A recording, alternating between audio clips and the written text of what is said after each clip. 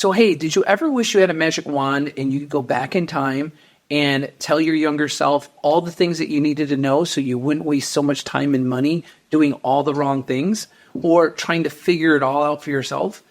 Those are the types of thoughts that I have each and every day when I meet new people who are going from employee to employer and they want to start in their own practice and they're telling me all the reasons why it's going to be difficult or challenging or create greater risks or fear of failure. These are all self-conjured barriers, challenges that they put in front of themselves to make this so much harder than it needs to be. Sometimes it's friends and family. Sometimes it's coworkers, peers, or previous work experiences. But whatever it is, they create myths, actual myths, untruths about what it takes to be successful in starting your own private practice. It is literally a 21 to 27 step process that you could follow a Gantt chart that times out every single challenge, every single hurdle, every single obstacle, every single objective that you need to meet in order to be successful and profitable within 3 to 6 months of opening your doors. And that's right. That's exactly what I said. Within 3 to 6 months. I know the statistical data that I see on the national level is somewhere around 12 to 18 months, but it doesn't have to be that long. This is a new world. It's a new time. People who are in private practice opening their second office, or people who want to go in private practice opening their first office. When you know what needs to be done in advance of needing to do it, you can be so much more successful. So what I did was I pulled out 5 myths that people wrestle with in their head that causes them to pause, that holds them back, that keeps them small, that causes stress, literally is a barrier to your own personal and professional success. And so I made some notes and I want to go over those with you because I think they're very common. I think a lot of people do suffer from them. The first one is that profit is greed. Greed is profit. I'm in it for the patients. I'm in it for the passion. I'm in it for my purpose. I would prefer to do a nonprofit if I could. You know what? That's not going to work because profit is horsepower. Horsepower is energy. Energy flows from your origination, from your create to those around you. Your main objective as a CEO and founder of your new startup private practice is to quickly assemble 3 or more people with a common purpose, common goal, who are all pointing in the same direction as you. Your success is directly related to the people that you support, to the people that you attract, to the people that you encourage to grow and develop, both personally and professionally. That is our mission here at Meg Business Management, is to get you through Meg Academy so that you know the things that are coming your way and you know what to do about them before they come. Otherwise, you're trying to figure it out and swim at the same time. That's really hard to put a life jacket on and swim while you're already in the water. So learn in advance how to do the best job you can at being a startup private practice owner or opening that second, third, fourth, or going to 8 or 10 clinics. So the number one thing, the number one myth in that holds you back from that is I'm not going to spend money on myself. I'm not going to invest in my staff, or I'm not going to get the training before I open. I'm going to keep all the money to myself because you want to almost not be looked upon like you're trying to build a successful, thriving, profitable, 6-figure kind of business. I mean, that's literally what I'm hearing from people. And I'm like, what are you talking about? You need 4 multiples of your revenue so that you can go back, 1, replace the salary that made it. Number 2, pay taxes. Number 3, pay rent and insurance. Number 4, put it back into the people that made it and into the business so that you can have more profit to grow and expand the organization with. So don't have that myth and that conception that greed is related to profit. Profit is greed. That is not true. Greed is what you do with your money. Profit is how you make your money so that you can be more financially stable and you can actually afford more of your freedom. So myth number 2 that goes along with myth number 1 is I'm going to do it all myself. I'm going to be a DIYer. I'm going to hang my own ceiling tiles, paint my own walls. Look, every single time you're changing a light bulb or doing something in your office that somebody else could be doing, you're not doing your job. You're not doing because let me tell you, no one's doing your job when you're not doing it. That's not what's going to happen. So you can't wait till 10 o'clock at night on a Friday to get into QuickBooks and figure out what your cost revenue, what your P&L, what your income, GI divided by staff statistics are, or try to figure out what the 64 key statistics are for a successful private practice. You should know what those are, and you should know how to drive efforts in that direction to get more of them, to get up stats, more products, more success. By being a do-it-yourselfer, you are literally holding yourself back. You're holding yourself down. Now, in the beginning, you're going to treat, you're going to answer phones, you're going to do some things, but that's short-lived. You got a 90-day program to get yourself out of that. You have to surround yourself with the best and the brightest people who can do work for you. Nowadays, hiring fewer people, outsourcing services, professional services that can do it right the first time, that have the burden responsibility of paying those people, paying their benefits, doing performance improvement programs, doing professional enhancement, onboarding, recruiting, stabilizing your personnel through the help of an organization is way better than you trying to treat your patients, build your brand, create a company culture, be effective clinician when you have to handle with bad hair days and front desk staff drama. And look, people are coming in wanting to work the front desk at $24, $23, $25 an hour. It's all over the place right now. These were and have always been $15 an hour positions. Good luck finding that right now. And where are you getting the money from when over the last 3 years, Medicare's cut reimbursement by over 9% by 2025? So these are challenges that you have to make CEO decisions about how to succeed in. By doing it do-it-yourselfer and trying to run around and do all that and hiring and carrying it all on your own and thinking that you're going to be the best billing manager, you're going to be the best recruiting officer, you're going to be the best compliance officer, you're going to be the best in-house lawyer, you're going to be the best front desk manager, you're going to be the best insurance verification officer, best clinician, clinical director, branding, marketer, the list goes on. That's not going to happen. If you model yourself after a hair salon where now the beautician is the person who signs you in, washes your hair, cuts your hair, makes your appointment, sends you on your way, there's no 4 people doing this anymore, you will be so much more successful. Number 2 kind of relates to, maybe this is number 3, kind of relates to the last myth we just talked about. I need to hire everybody in-house. I need everybody working for me on my payroll. I need to bear hug all of this staff. Big mistake. More people, more problems. It's not my words, it's what everyone else is telling me. We have serious labor force issues in this country right now. Number 1, shortage. Number 2, compliance. Number 3, doing what you say you're going to do and meaning it. Being trustworthy, loyal, dedicated. Like, I want to play this game with you and I want to see it through to a successful win. People will change jobs, 3 times in 1 year. I mean, they'll leave you for 50 cents more an hour to work for somebody else. These positions have become very difficult to stabilize and very difficult to have longevity in. And so that means that you're looking at somewhat of a revolving door. And it also means that when you're hiring in-house, you're hiring people within your zip code. The talent pool is very, very small. One of the most successful aspects of our business is our billing division and our virtual front desk division. You can use particular software and hardware where you can have a real live experience, live streaming right there within your office, but it's the talent that's working the screen. It's the talent that's signing people in, taking their copays, doing their insurance verification, doing the patient registration. You don't ever have to hire, train, fire, promote, demote, do a performance improvement program on those people. We will manage it for you and provide you with the professional quality services that you need, and you pay no payroll taxes, no sick, no holiday, no vacation. It sounds like I'm soliciting, but I'm not. I'm giving you an awareness of how you can actually run your practice in a much better way. Leaner, meaner, less randomity, less confusion, less of everything. Like, stay laser focused on the success of your patients, the success of your existing staff that you do have, the success of your community, your brand, your reputation, and what you mean to your referral sources, what you mean to your families in your community, because literally 65% of all your evals should be return business.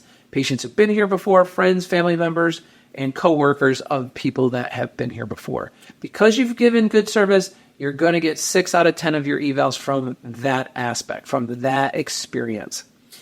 Being a good clinician, myth number 4, let's say, being a good clinician does not mean, or being a good manager does not mean you're going to be a great owner.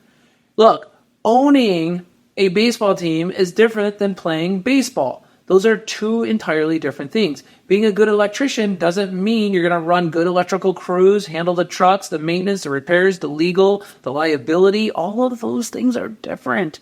How are you going to stay on top of your hiring is the number one thing. And how are you going to retain people? How are you creating a culture that people would never want to leave you?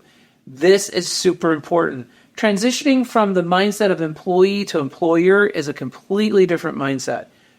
Please trust me. If not Meg Academy, find another organization that's going to groom you, coach you. That's one of the things I do. I coach all the startup owners.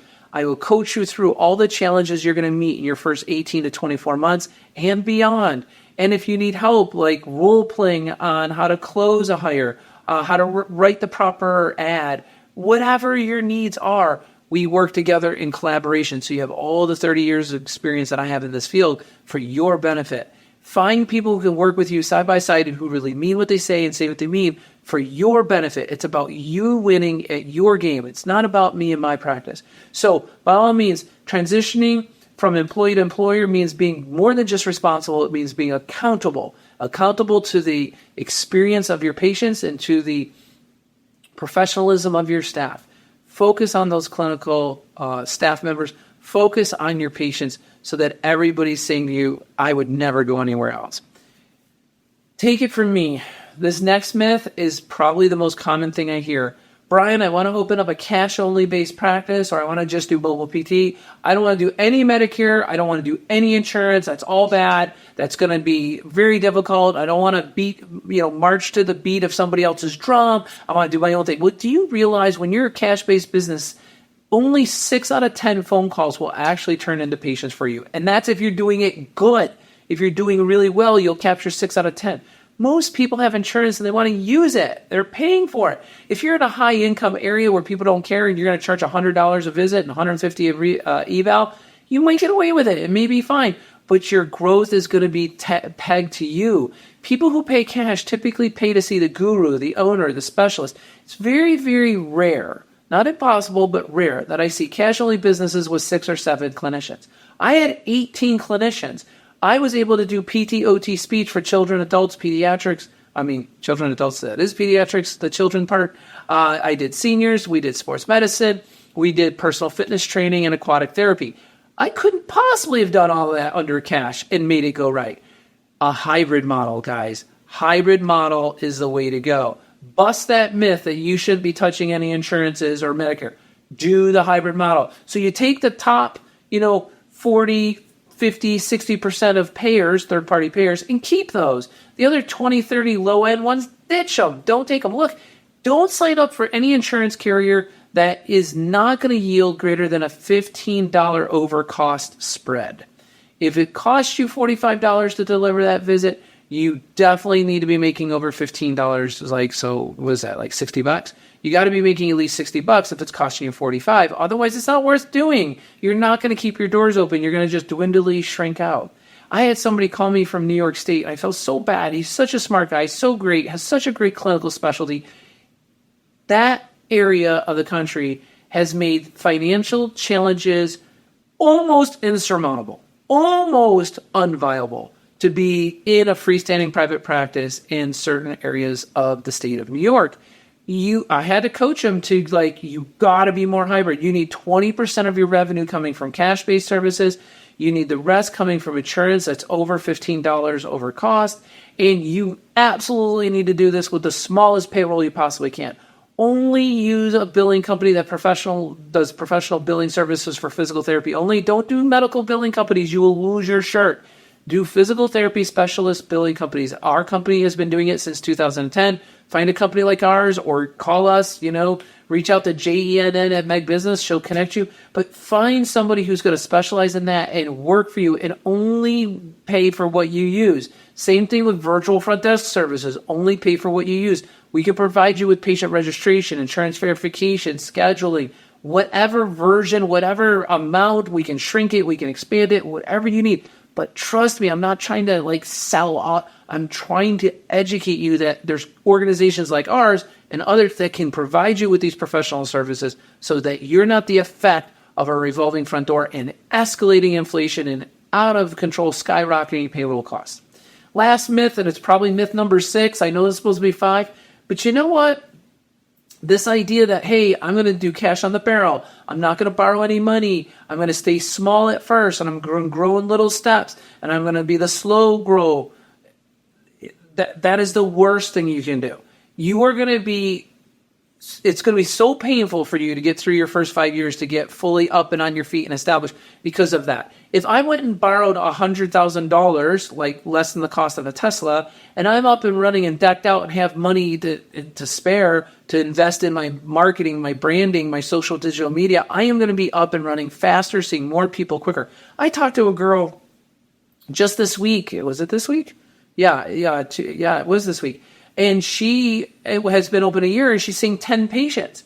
I'm in a gym and I'm not going to spend any money and I'm going to grow as I grow and I'm going to, profit as I profit and reinvest what I can. I'm not paying myself. My husband does well enough that they can cover it for me. That's a hobby, honey. That's not a job. When you sit there and you have no financial necessity to do better and grow more and grow faster and bring in better, brighter people to work with, and you're just relying on your husband or your significant other, I shouldn't say husband, just significant other, to float you, that's a hobby. That's like, you're a bleeding heart martyr. If you really want to do it, then challenge yourself to be viable. Challenge yourself to be profitable. Challenge yourself to have a 15, 20% growth rate year over year. What are you doing with 10 patients after a year being open?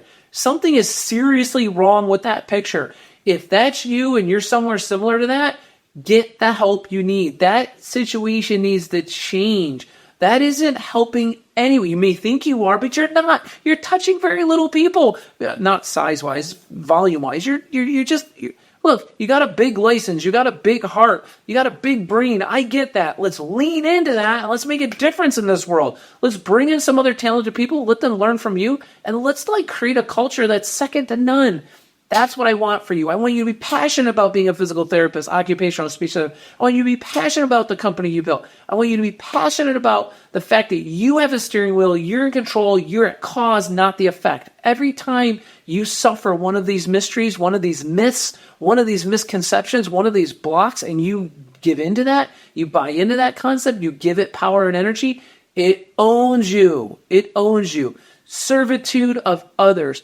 Generosity to provide and pay it forward is what is the secret sauce to being successful in business, but doing it with a pro forma, a business strat plan, a financial plan, company culture, messaging to the community and giving back in every way you can, both to your patients and to the raw public, will put you in the pole position of being the best clinic in your county, second to none. Everyone's going to want to be in there seeing you because you're doing some real special stuff and you're really making a difference in people's lives. So that's my message. I hope this resonates with you. There are more myths than this. Maybe I'll do another one. I'll throw in some more that I hear each and every week. I'm in the business of seeing you succeed in your business. And the best way I can help you to do that is two things. Start each and every day thinking of 5 things you're grateful for while you're brushing your teeth in the morning before you leave that bathroom. I'm grateful for my wife. I'm grateful for the blue sky. I'm grateful for the green grass I got growing outside. I'm grateful for my 25 chickens who lay me eggs every single day. And expect to do well every day. When I feel like I can't get out of bed bouncing and expecting to have a better day today than yesterday, I have to check myself. I have to figure out what I need to do to change my attitude so I can start each and every day expecting to do well. I want that for you.